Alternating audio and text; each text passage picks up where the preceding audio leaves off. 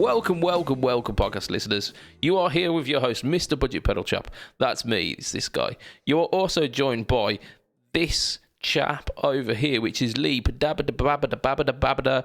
Won't shut the fuck up, Doom. Say hi, Lee. Hi. You are also joined down here by Mr. Ollie Miles of Ollie Miles Music. Say hi. All right. All right. How are we going, guys? How are we going? Good, mate. Very good. Thank you very much. On cloud nine, pretty good. that we are now podcasting.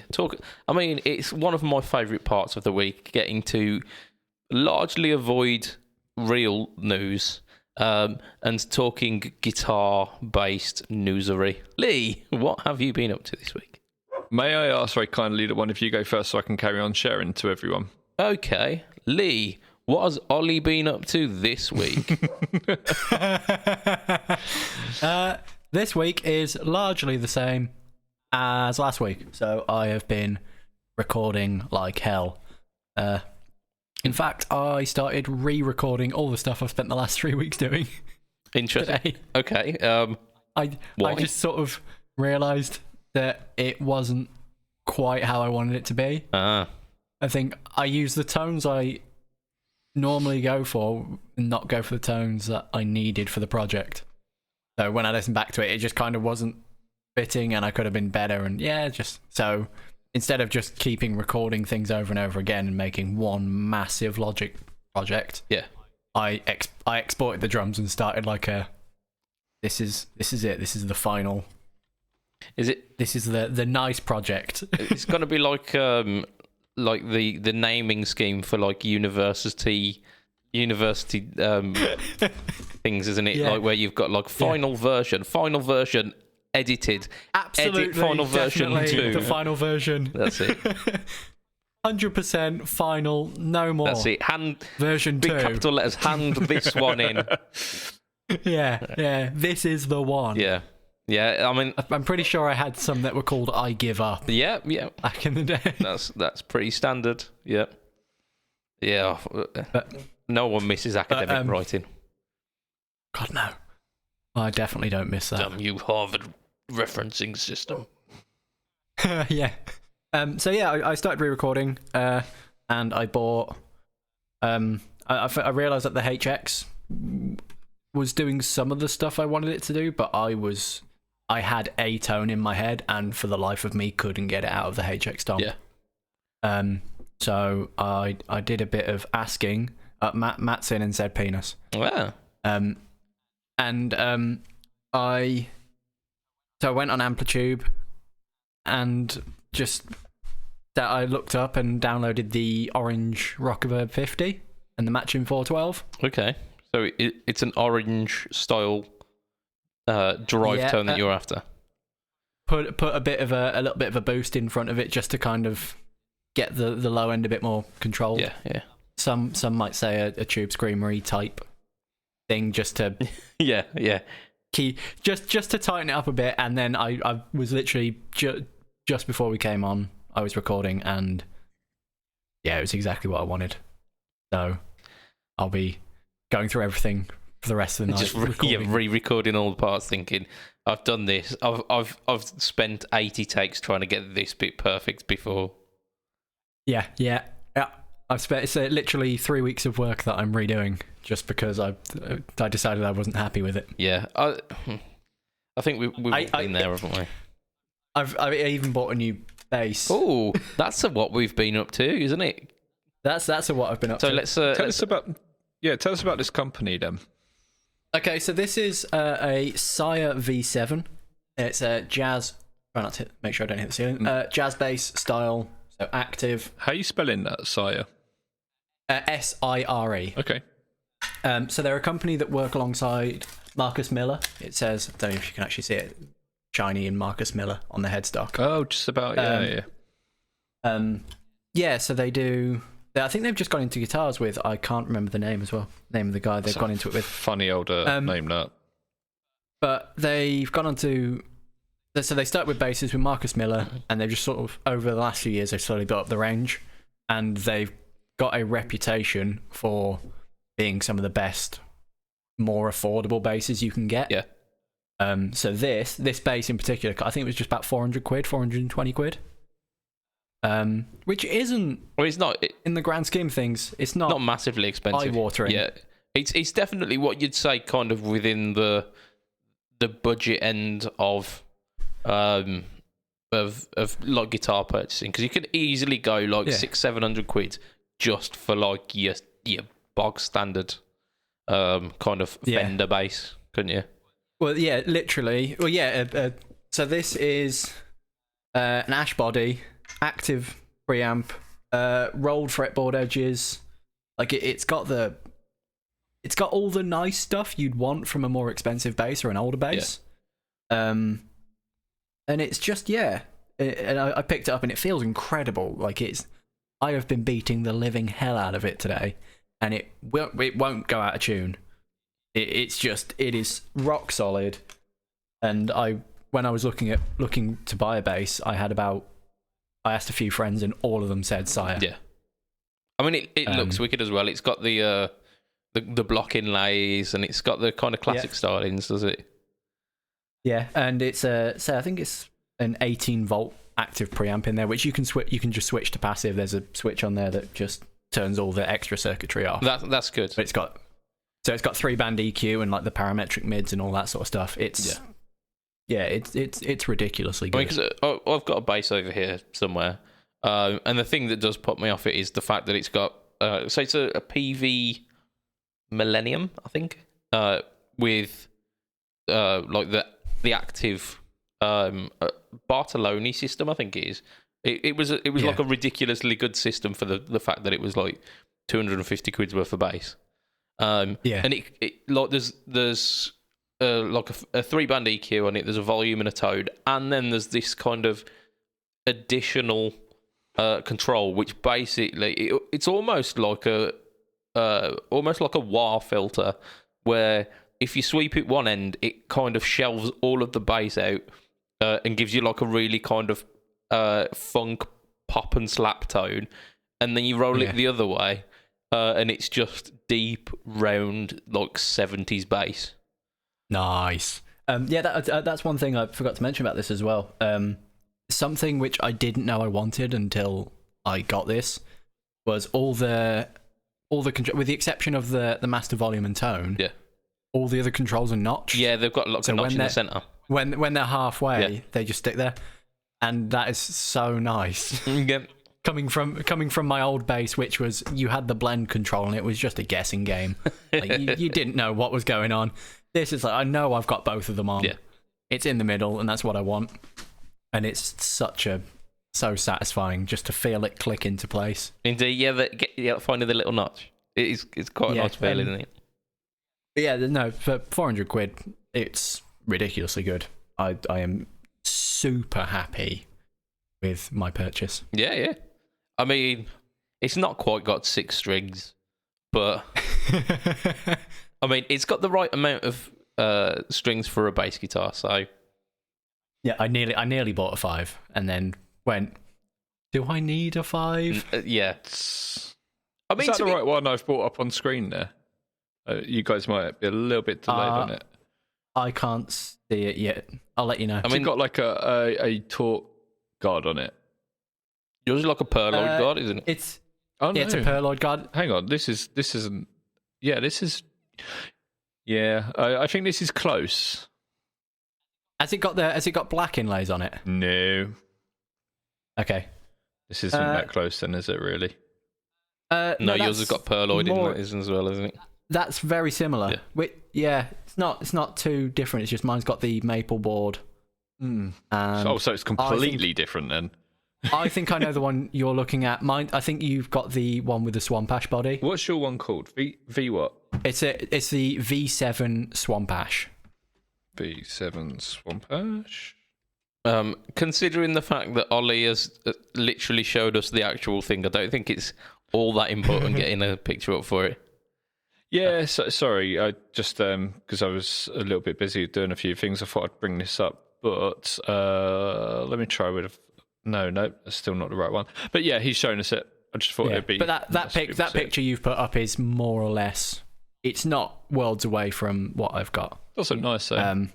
It is. I tell you what, it feels ridiculously good for the money. Sometimes when you pick up a cheaper guitar or a cheaper bass, you kind of go, you can tell it's not cost like a lot. Yeah, you can feel where the corners have been cut. Yeah, you could. Yeah, but I cannot. I can't point out a single flaw with this. Like, yeah, it's brilliant. A bit like brilliant. The classic vibes from Squire. Yeah, but like I say, these guys have just started making guitars with. I will look up who it is now because it's they've done it again as they did start the company and did the basses with Marcus Miller. Yeah. They've teamed up with a guitarist and designed a bunch of guitars. There's like a Strat and a Les Paul and a 335 style. Okay. And again, they're like 400 quid. I mean, this is. Do you know what this reminds me of? It reminds me of the Geddy Lee special that Fender made. I'll see if I can find it. But the big black inlays look amazing. Yes. Yeah, the Geddy Lee Jazz. Yeah. Quite a nice signature that is. So the guitarist sorry to interrupt. Guitarist they're working with is Larry Carlton. Oh, sweet. Oh, right. I've heard of that guy. Yeah, so there's a like a hollow body or a semi hollow. Sorry, what is the L7? I'm trying to find each individual Les Paul and a Strat. Michael in the chat as Carlton, yeah, Larry Charlton. No, that's Larry Carlton. Yeah, so he called it out as well. Yeah. Yeah. Good. But I'd say if their guitars are anywhere near as good as their basses, it's I'd recommend. I mean, you'd hope so with Larry Carlton behind it, wouldn't you? Yeah, if they're sticking Larry Carlton's name on it, you kind of got to expect some level of quality. I'll tell you what, actually, I watched like an instructional video from Larry Carlton, and he was literally just like playing the most simple stuff, but he was explaining like targeting chord tones with his playing. Yeah. And he was just like, okay, I know this chord's coming up, and I know like if I just move down 2 frets from the note that I'm on at the moment, I'll be hitting that chord tone, and everything will just sound sweet. And you're like, it can't be that simple. And then he does, and it sounds amazing, and you're just like, both just frozen. Man. It's something I did. And then you try and do it, and it's wrong. Yeah. Why does this sound so horrible? That's the Geddy Lee one I've just bought up, and God, that's one of my favourite basses I've ever used. It's absolutely fantastic. I pulled that down now because that's not what we're talking about, but I thought I'd bring it up. Yeah, Mike's just mentioned the 335 that Larry Carlton's known for. That guitar is like it's originally was like a cherry sunburst 335, but because he's had it for so long and he's used it and it's aged, it's got that kind of iced tea burst where it's subtle bursting towards the edges, and it's just so good. Yeah. I've got a picture of that. I'll bring it up now. It does look absolutely beautiful. Yeah, they're doing a T style as well. Which I say they're looking at them. They're all about 500 quid. How nice is that? Which is, I mean, that's prime. That's kind of vying for the Epiphone inspired by Gibson range, isn't it? Yeah, it's. Tell you what, I might have to have a little when guitar shops are open again. Hopefully soon. If guitar shops are ever open again. Yeah, I might have to have a little try of the side guitars because they look, their basses are cool, and I can't imagine their guitars are going to be any different. Do we know who stocks them? Andertons, I know, stocks them. Anyone who's local? I don't know. Because if we've got Guitar or PMT that are stocking them, that's good times, because they're like, both of those shops are kind of within a sensible driving distance for both of us, aren't they? Yes, they are. I think Guitar is probably my nearest shop now. Is it? There are no decent guitar shops near where I live. Michael's asking if I've ever been to the little guitar shop, which I haven't, but I know of it. Yeah. I've got them on either on Facebook or Instagram. I can't remember which. But I'm pretty sure when I went to get my first guitar, I think I walked past the little guitar shop, not knowing it was a shop. So, for the sake of moving this on, Lee, what you been up to? I'd tell you, but I'd have to kill you. So tell us what you can then. Last week, I said that I couldn't really talk about the thing that was coming out on the Friday, and as most of you know now, that was the Ratsbane by Wampler. And we worked really, really closely with them on that, and we made an interactive player, so anyone who was interested could have a go on it beforehand. And that was a lot of fun because it was, it was an awesome little pedal. I've got one on the way to me, but it's been delayed, which sucks a little bit, but it kind of like, I'm still really eager to get it because it's got loads of little options. We did mention it on the news last week, so if you caught that, thanks for watching. But there's something really cool about it, which is, the LM308N, I think it is, that chip. Yes. So that's the one that everyone wants in their Rats, isn't it? That's the one I've got in my Rat, wherever the bloody hell it is. That's the gold dust. Yeah, that's over there. But yeah, that's what everyone says makes it sound really, really good. Whether that's true or not, because I don't think chips actually do quite as much as people think. Wampler did a video about that. Yeah, on the Tube Screamers. He literally just changed chips. Yeah, didn't make any difference. And it was a minuscule difference between each one. I know. It's daft, but it's how it makes you feel, not necessarily how it sounds. So, what they've done is they obviously can't get hold of these chips. So, what they've managed to do is find a chip that is more or less the same size as the LM308 and put that in it, and it sounds fantastic, absolutely banging. But you're able to take it out and swap it for an LM308 if you've got one, or if you can find one. Word of warning, though, I was talking to our friend Mr. Tate, and he said the majority of LM308s that you can find out there are fake. So they're just, they're not real.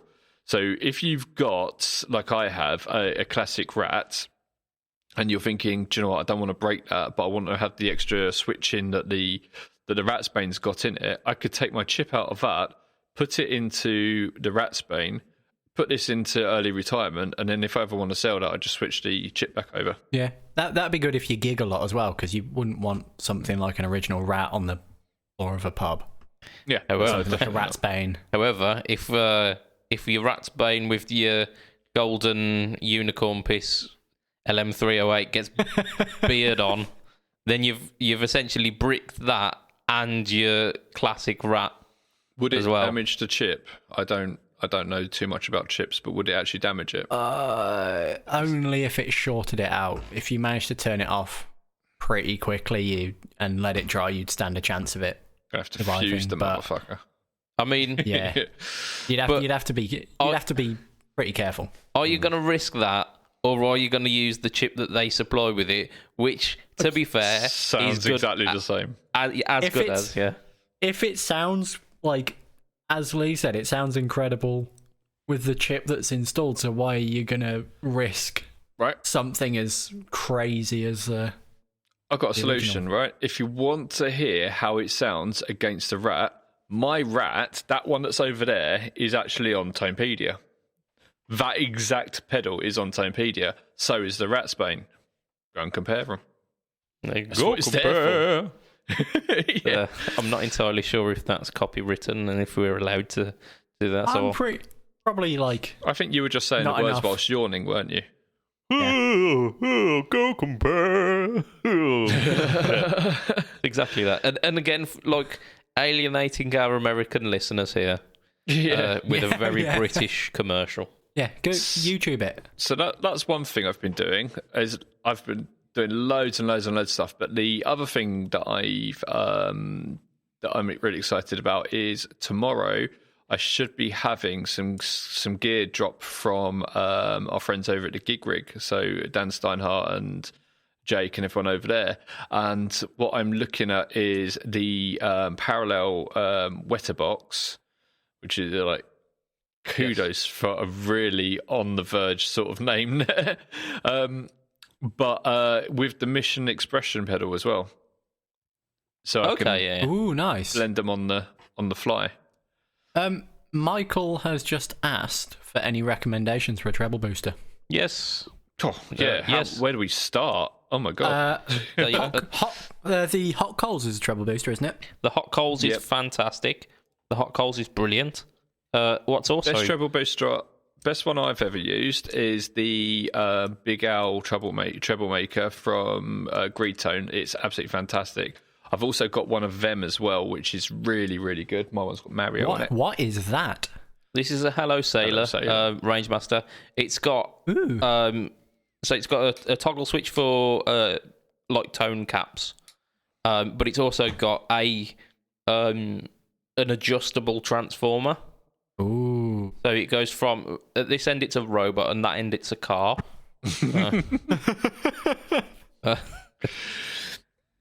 Yeah, I mean the only treble booster I own / have played with in memory is the one I've built, so I can't really. We spoke about it before, so I'll be brief. But the difference with the Hello Sailor one is you've got the different switching. With the Hot Coals, I think that's pretty straightforward, isn't it? Is there any switching on the Hot Coals? Hot Coals has got a base switch. Yeah. So you've got standard mode, and then you've got like more of a full range mode. And then with the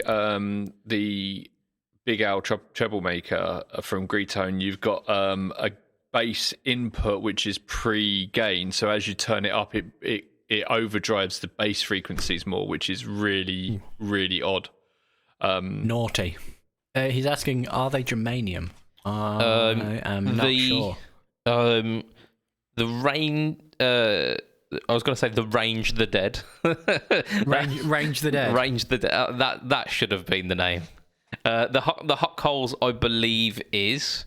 I will look. I will look right now. I'm pretty sure this is. I don't think they are, to be honest. I think he has done. I think he does. He does runs of germanium ones. In fact, there is one on the Tate Effects website right now for £100, an X demo Hot Coals, which is germanium. There you go. There's some suggestions. I think if you want to check them out as well, I've got the Hot Coals, I've got that Rangemaster, and I've got the Naga Viper clone, all on the No Talk All Tone series as well. So if you go onto YouTube, not now, but if you go into YouTube and go for Budget Pedal Chap, you'll find some of them. You'll be able to hear.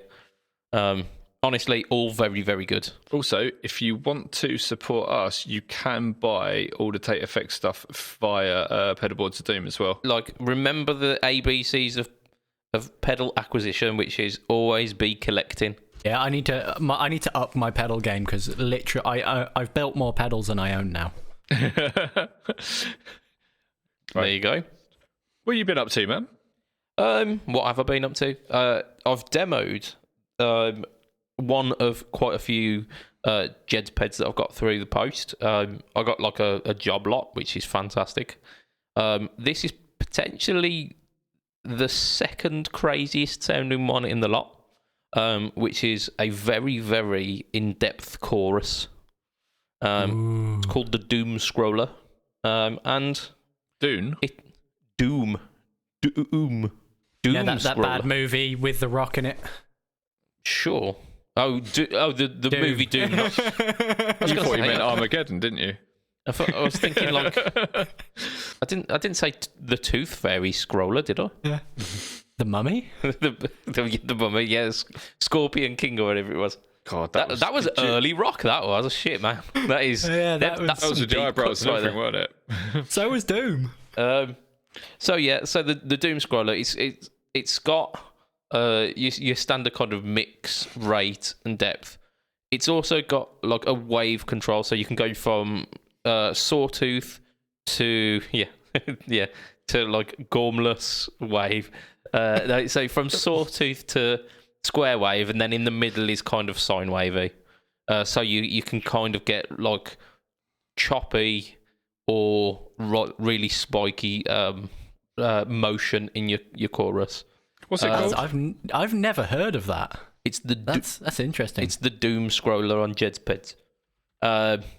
There's, I think, weirdly enough, the Marshall Vibra-Trem has got that control on it, the shape control, which does that exact same thing. Actually, that's a pretty cool vibrato trem pedal. Yeah, it's not something I've ever seen or come across before. Unfortunately, they don't sell them because they are PCBs. Did you get it as a built pedal, or you bought it as PCB? No, as a built pedal, yeah. Right. Because you can get them pre-built. You can pay for pre-built, can't you? And do they come in terms of like painted and these sort of things, or are they just in a? I mean, you can get them painted. I've got mine has got marker on the front from Jed himself. Oh, right, okay. So Lee, if you want to buy a kit, send it to me. I'll build it, draw some phallic symbols on the case for you, and then send it to you. I know a man who can do that. That's it. That's the Ollie Miles guarantee, that is. We've got another question from Mikey. We're gonna talk about that just after I mentioned the last thing that I've done this week. I've uploaded a new in the Stomp v Stomp series up for Pedal Boards of Doom. It was going to come out this week, but then we had a sneaky straight in with Lowell. He got one of the Rat's Bane, so we thought absolutely get on that. So he's put the Rat's Bane video out this week, which. Big shout out to the guys over at Wampler for supplying that for us, because that was very kind of them to let us do it. I've just brought up your thumbnail actually of the Doom Scroller. It's a lovely lovely thumbnail because it's got this like kind of 3D effect in it as well, because it's got this blue light that's behind me. So, I bought a light bulb this week as well. It's flashing out. Next week, if we're lucky, we might have the guys from Wampler over, or one of the guys. We might have Richard from the Chasing Tone podcast over to join us. So that'd be cool. We can talk about the Rat's Bane and stuff more then, I guess. I've not listened to the Chasing Tone podcast in a long while. Last time I was listening, there was 2 people, neither of which were called Richard. Yeah, it might be a Wampler. Have Wampler got their own podcast as well? I can't remember. Yes, yeah, they do. Chasing Tone. Well, Brian does, yeah. Yeah, Chasing Tone is the Wampler podcast. I don't know if it is. I don't know if they've got separate ones. Do you know what? I've really fallen off of listening to podcasts, which is a terrible thing to say in a podcast. But I can't concentrate on my computer when I'm listening to things. So when I'm working, I literally have nothing on. Yeah, music wise. I like to upload in the nude. Yeah. I mean, podcasts really are the commuter's best friend, aren't they? Yeah, I love it. Whenever you're driving, it's so good to just put on a cast. These days, I just commute to the fridge and back. That's it. Yeah, put the headphones in. Make sure you got your podcast sorted, and then take a lengthy trip to the fridge. The Pedal World Cup.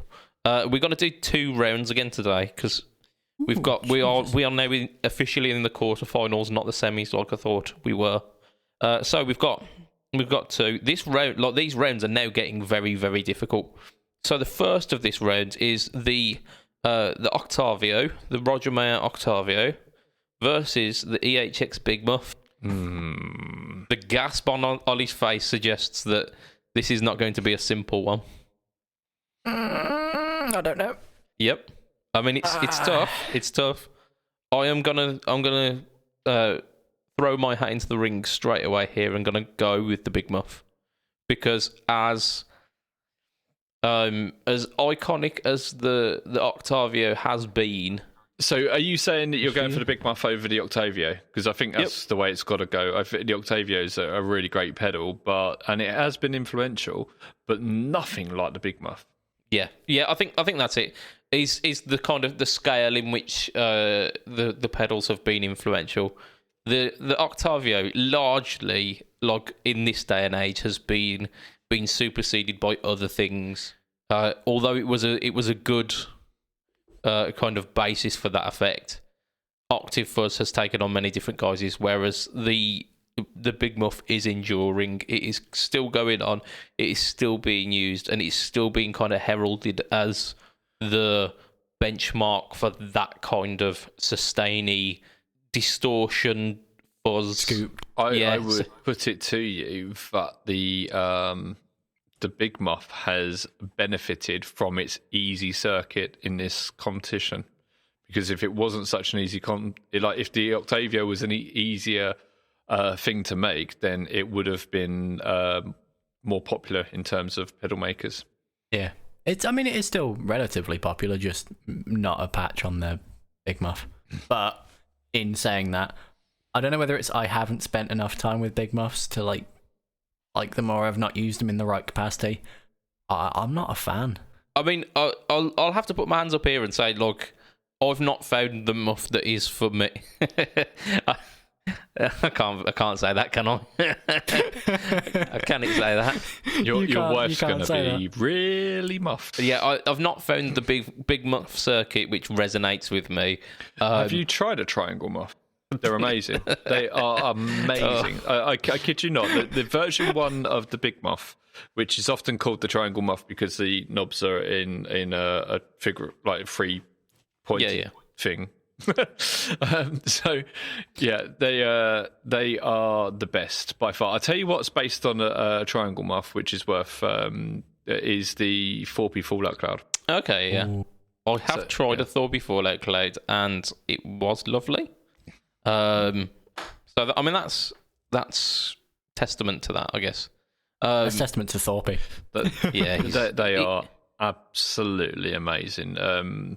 We've just added, actually, over the last week, we've just added a bunch of different version 1, version 2, and a version 7, which is the Russian, so the V7C, which is the Russian Big Muff.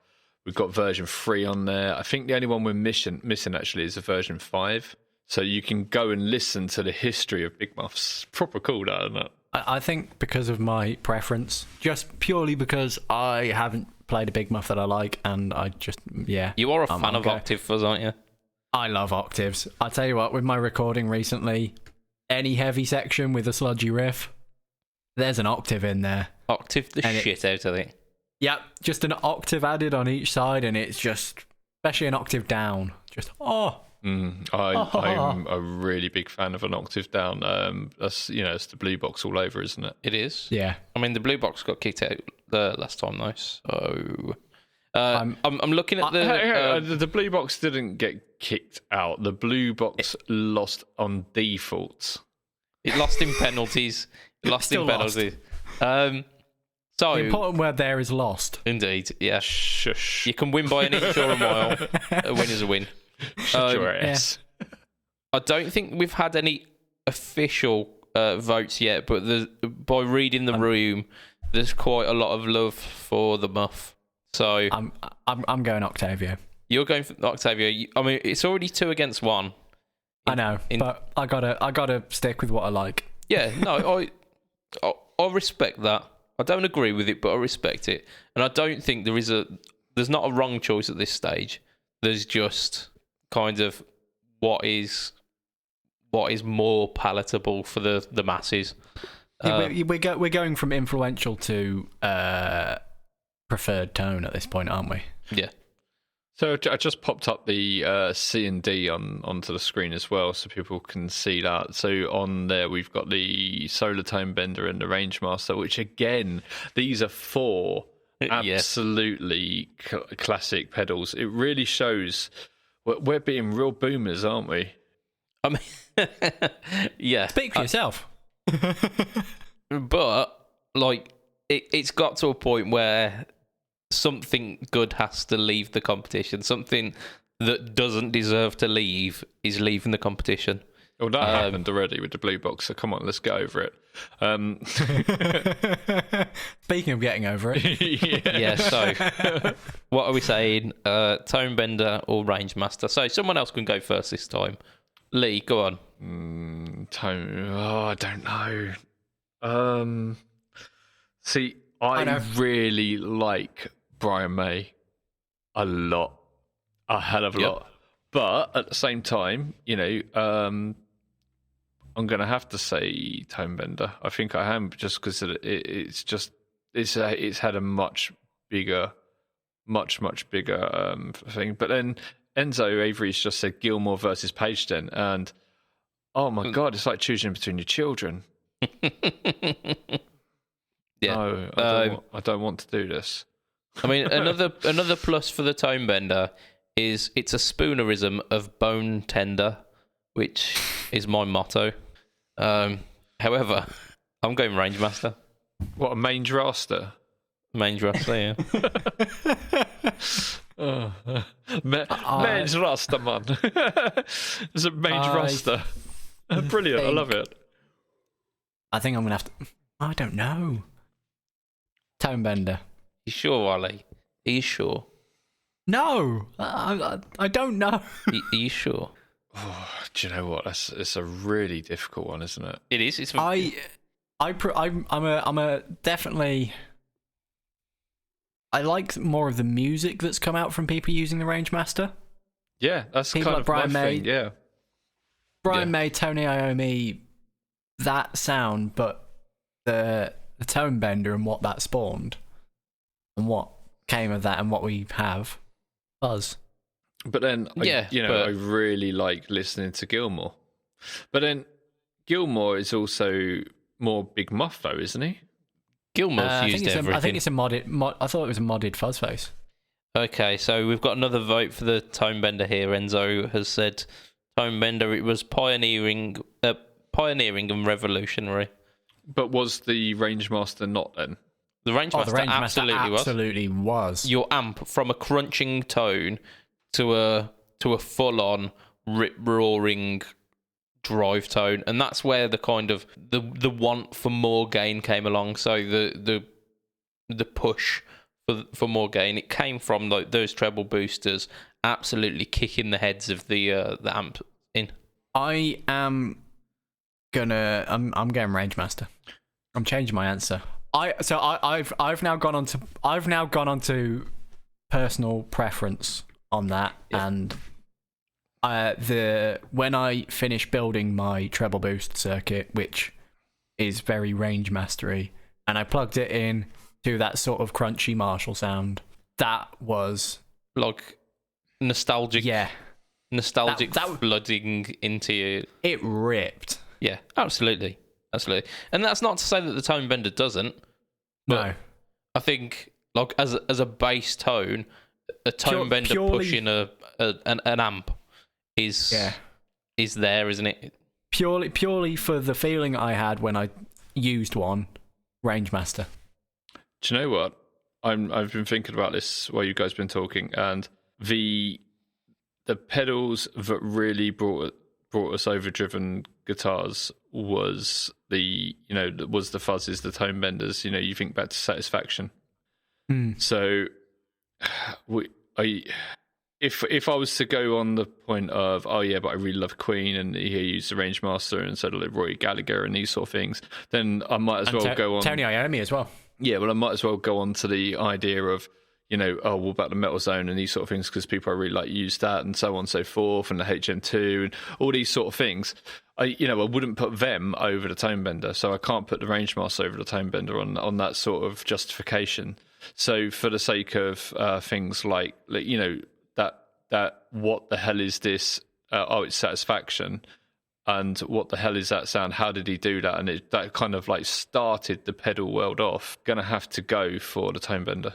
Okay, so that leaves us in a predicament where we've got a 2v2. Does it? Sorry, I wasn't paying attention. I was going through torment in my mind. My soul was being ripped in half. So currently we've got Enzo and Lee are for the Tone Bender. We've got me and Ollie for the Range Master. We need some more votes in here, guys. Come on, Michael. Quite a lot of people out there watching. Come Bimson, on, come on, chip in. Tell us. Right, so we've got on between Group A and Group B, you've got the Octavio and Big Muff. So you've got to choose one of them. And on the other side of the screen, you can see we've got the Tone Bender versus the Range Master. Here comes Bimson. What's he going to say? He has got the Tone Bender. Bimson's going Tone Bender. Yep. I mean, it has to be Tone Bender. You know, now I've clarified that in my head. It has to be the Tone Bender because it is the quintessential pedal. I know there were pedals out there before it, but there weren't pedals that kind of like created the pedal rush before it. Like, if it weren't for the Tone Bender, we might not have all of these sort of pedals that we have today.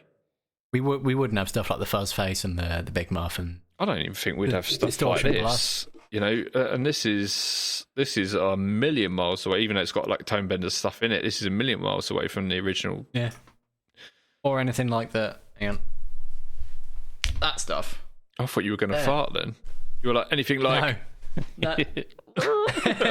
Yeah. No, like so I think currently, if we're totting up the scores, the Big Muff is a 3-1 lead. The 3-2.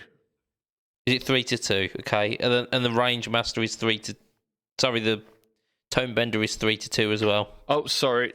Yeah, I misunderstood. Sorry. Yeah. So, Andy, give a vote on Group A, B, mate, and everyone else watching. Come on, have your say. If you don't vote, you're part of the problem. Fuck's sake, Lee. Fuck's sake. Right. Whilst people are deliberating, because we have got an answer here, let's do some news. We've talked about the Rat's Bane, so we're not going to do that no more. Let's do Solid Gold Effects, because Solid Gold are a company that I've heard the name of plenty of times. I don't think we've ever reported on their stuff in this podcast, which is a crying shame. So, they are a Canadian company. The Big Muff Bimson's come through with, so it's a definite for the Big Muff. Oh. That's it. So Solid Gold Effects, they've come up with the Imperial Mark II Big Muff style gated fuzz. So it's based on a Gen Electronica Jumbo fuzz. Oh, I know them. Which they were apparently the originals were a little bit dubious quality. Like, you could get a good one, but then you could also quite equally get a really bad one. So like Gibson a few years ago. no, Ollie. So you know, Gen were owned by Dallas Arbiter, if I'm correct. Well, really? I think so. Yeah. Gen was the Italian company that produced pedals for Vox and for Dallas as well. Right. Oh yeah, because the Gen Wars are the original ones, aren't they? Possibly. So there's kind of heritage to this. It's not. That looks cool. It's not a direct clone. The transistors are not germanium; they are silicon, probably to make it less susceptible to variance in heat. And mildly cheaper. I mean, yeah, possibly. The controls are actually on, rather than potentiometers, they're like sliders as well, and it's got this real vintage look to it. It's got a JFET preamp, which apparently leads to it being a very, very low noise floor for a fuzz, and a very detailed and very defined tone. I mean, I did have a listen, and it did sound pretty tasty. So you got 4 controls, and I can't remember exactly what they are. You've got your volume, your tone, your contour. That's it. So on the original, it was a mids control, but this is essentially that, where you dial in the clarity of your notes. So I know I've spoken a lot about Zampedi today, but I was just thinking, hang on a minute, I'm sure I did a description for one of these recently, and I did. We've actually added the Jumbo fuzz, the actual one this is based on. This is a 70s version. And if I remember rightly, when I wrote the description, I think it was based on the version 1 Big Muff. I'm just looking now. Yeah, it's based on the version 1 Big Muff, which is the triangle muff, which we were talking about earlier. All comes around in circles, it all comes around. Yeah. It all comes around.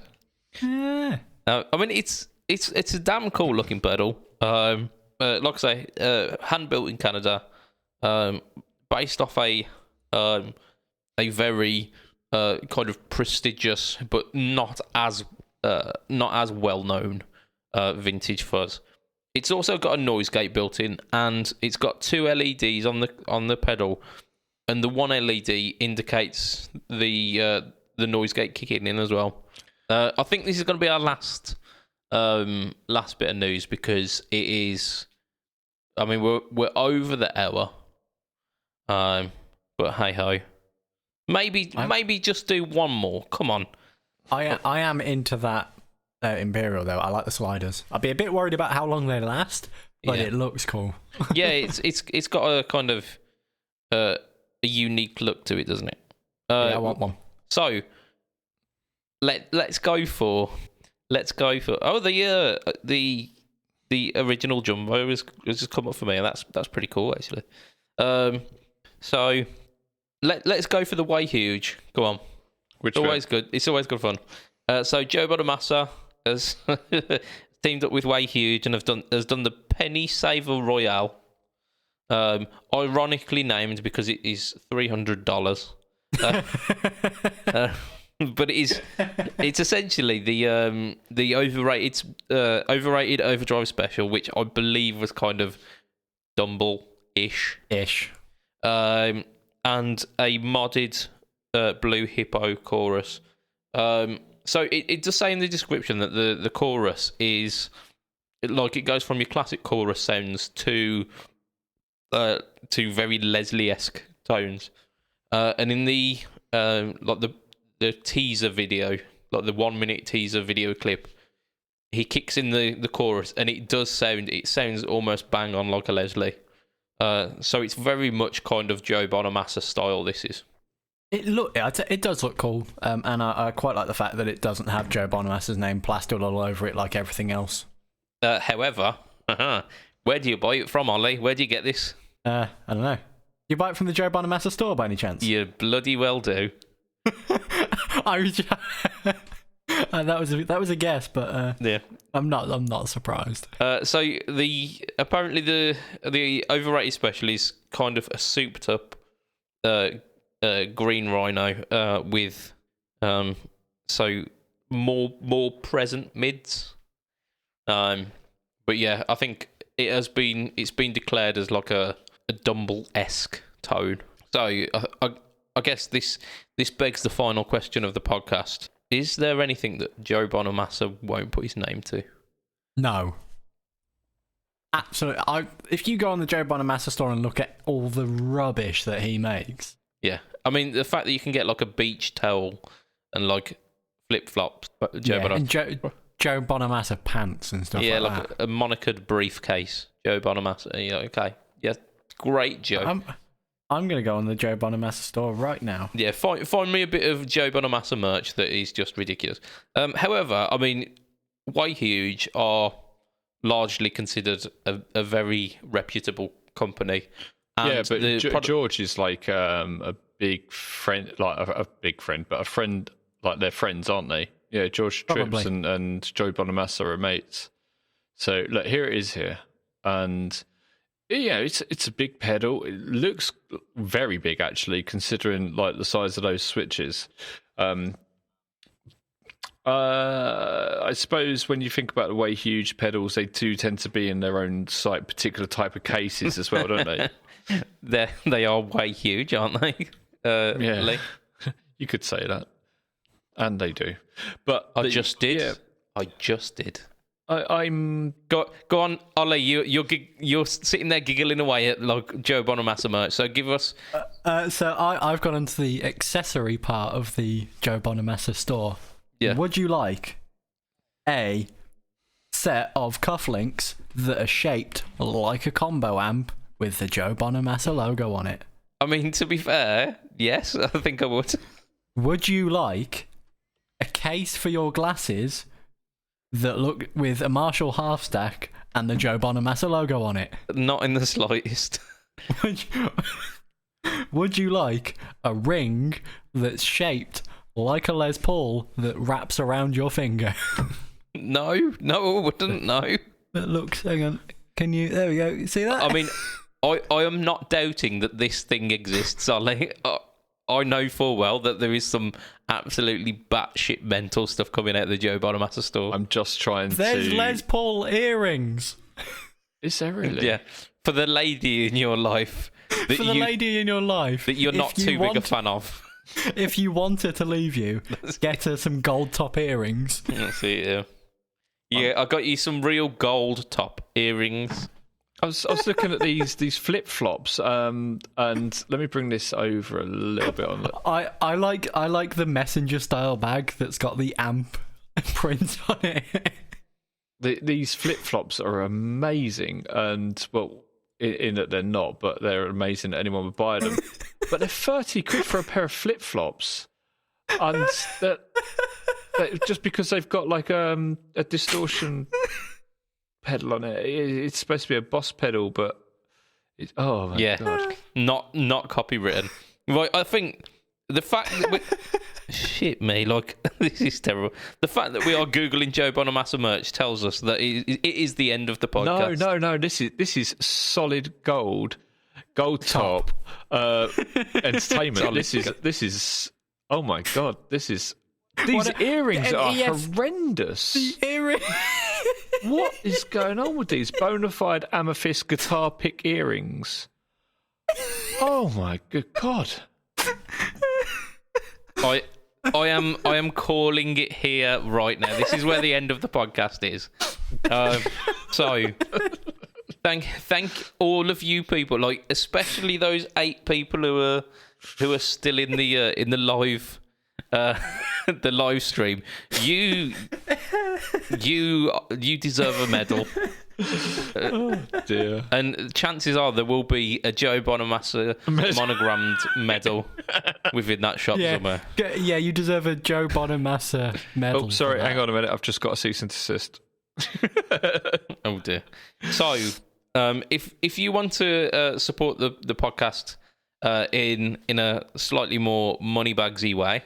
You can be one of our Patreon backers, and those people, I mean, you are getting your money's worth this week. I tell you, the people that we have got backing us on Patreon are Mr. Andrew Bimpson, Mr. Adam Yeomans of Chevtone Effects, Mr. Doug Christ of 37 Effects, Mr. Joseph Richardson of Joe Plays Riffs or Abstraction Band. We have got Hugh G. Rection. No, we don't. We have got Mr. Ben Fletcher of Fletcher Pickups. And we've got Brian Goer of the Tone Jerks podcast.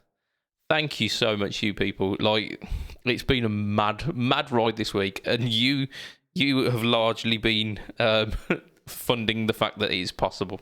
Mr. Ollie Miles, we can find you at Ollie Miles Music on Facebook and on Instagram. Yep. Lee, we can find you playing with Baby Yoda. His name's Groku, man. Come on. He's a what? His name's Groku. Your name Goku. Is it Goku or Groku? I'm getting Dragon Ball Z. Goku is the over 9,000 chap, isn't it? So we can find you, Lee, at Pedalboards of Doom. Lee Roth. On Instagram. Lee Roth, we can find. You know what? I'm not going to bother plugging you no more because I've tried, and you're just not letting it happen. So, Pedalboards of Doom, YouTube. There's quite a lot of stuff going on. These two have gone absolutely mad. So I'll plug myself. You're like a grumpy old man today. It's really weird. Facebook, Instagram, and YouTube.com/BudgetPedalChap. BudgetPedalChap is the home to the No Talk All Tone series, which is going from strength to strength. Recently, we've just bust through the 600 subscribers mark, and we are going strong. So, for myself, for my own sanity, But from myself, from Lee, Mr. from Ollie Miles of Ollie Miles Bloody Music, it will be a tatty bye and good night for this week. Bye.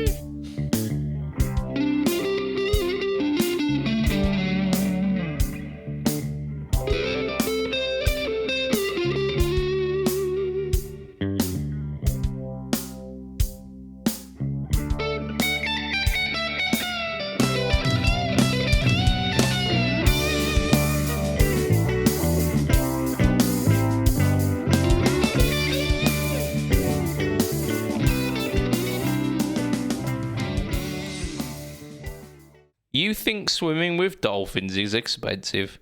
Swimming with sharks cost me an arm and a leg. Hey.